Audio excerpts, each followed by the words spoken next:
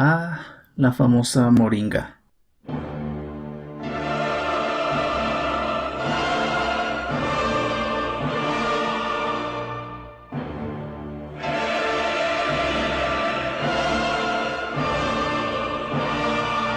También conocida como maranga, árbol de la vida, árbol de la libertad o incluso árbol milagro. Este es un árbol de regiones cálidas cuyo nombre científico es Moringa oleífera. Oriunda de Pakistán y la India, este árbol puede encontrarse en la costa del Pacífico mexicano. Las hojas de moringa contienen altas cantidades de proteína, aportan también aminoácidos esenciales, así como vitamina A y C. Está emparentada con la papaya, col y rábano, e interesantemente se trata de un grupo de especies con alto contenido de antioxidantes, de ahí que se le otorguen propiedades anticancerígenas. En términos farmacológicos, se le han achacado también propiedades antiinflamatorias, antibióticas, analgésicas e hipoglucemiantes, y es a este último efecto putativo al que nos enfocaremos en este video. Como todos bien sabemos, la moringa ha sido difundida entre pacientes diabéticos y no diabéticos como la cura para la diabetes. Esto existe desde antaño en la tradición oral africana, describiéndose curas milagrosas de casos de diabetes e hipertensión. En el año 2003 se investigaron 30 plantas medicinales en la India, a las que los sistemas de medicina Ayurveda, Unani y Siddha les atribuían actividad hipoglucemiante. El estudio confirmó que 24 de ellas provocaban una disminución en la concentración de glucosa en la sangre de ratas albinas, y una de las especies con mayor efecto hipoglucemiante resultó ser Moringa oleífera. Varios fitoquímicos contenidos en las hojas y frutos de la moringa han demostrado tener actividad hipoglucemiante, particularmente un tiocarbamato, 2 carbamatos y un fenilglucósido. Estos estimularon la secreción de insulina en células beta pancreáticas de rata. Todo esto suena bastante bien en teoría, aunque lo que hemos visto respecto a la moringa dista mucho de apuntar hacia una cura, sino quizá hacia una futura terapia más de mantenimiento, como la que nos ofrecen en la actualidad fármacos como la metformina. Como bien sabemos, ninguna terapia hipoglucemiante por sí sola lleva, o teóricamente podría llevar a la curación de la diabetes, pues el problema de base muchas veces tiene que ver con la resistencia a la insulina, así como la pérdida de células beta pancreáticas. En ese sentido, la cura de la diabetes podría encontrarse más bien en la terapia de células troncales, también conocidas como células madre.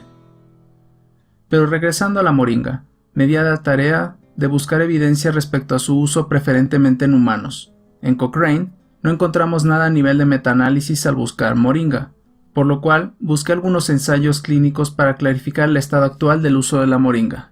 El primero es un estudio realizado en China en el 2011 con ratas a las que se les dio extracto de moringa oleífera. De estas se dividieron en 7 grupos y a 2 de estos se les dio el extracto en dosis de 150 y 300 mg por kilo, y a un grupo se le dio glibenclamida en dosis de 0.3 mg por kilogramo. Se encontró que las ratas diabéticas tratadas con un extracto de moringa oleífera tuvieron una reducción significativa en su glucosa sérica, aunque cabe notar, esta reducción fue inferior a la lograda con glibenclamida, un hipoglucemiante oral del grupo de las sulfonilureas. Otro estudio interesante que encontré fue un estudio prospectivo aleatorizado controlado con placebo publicado en 2017 en el journal Evidence-Based Complementary and Alternative Medicine, donde se examinaba el efecto de la moringa versus placebo, asignándose a los pacientes ya sea cápsulas de 8 gramos de hoja de moringa o placebo. No se encontró una diferencia significativa entre el grupo placebo y el grupo tratado con cápsulas de moringa en cuanto a hemoglobina glicosilada, siendo incluso ligeramente menor en el grupo placebo, 6.93% versus 6.87%.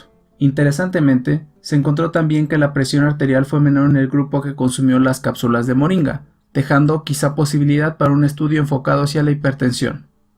El tercer artículo que examiné para este video fue una revisión de la literatura publicada en 2012 en Frontiers of Pharmacology, que revisa el potencial terapéutico de la moringa en hiperglicemia crónica y dislipidemia. Se citan 5 estudios realizados, 2 en ratas y 3 en humanos, donde se examinaron los ya mencionados efectos hipoglucemiantes de la moringa. De estos 3, el estudio realizado en 2011 incluyó a pacientes en tratamiento con sulfonilureas más el tratamiento con moringa. En el estudio del 2010 sí se usó un grupo control y los pacientes únicamente recibieron los extractos de moringa y otra planta, encontrándose una reducción de la glucosa en ayuno y lípidos. En cuanto al estudio de 1993, en este se dieron comidas con diferentes vegetales, entre ellos las hojas de moringa, y se midieron los niveles de glucosa plasmática y de insulina, encontrándose el nivel más bajo con el consumo de moringa versus otros grupos con el consumo de otros vegetales o comidas sin vegetales. En cuanto a la insulina, no se encontraron diferencias significativas entre los grupos, lo que llevó a los autores a concluir que los efectos hipoglucemiantes de la moringa podrían no deberse a la secreción de insulina, como sí lo podrían ser algunos fármacos secretagogos.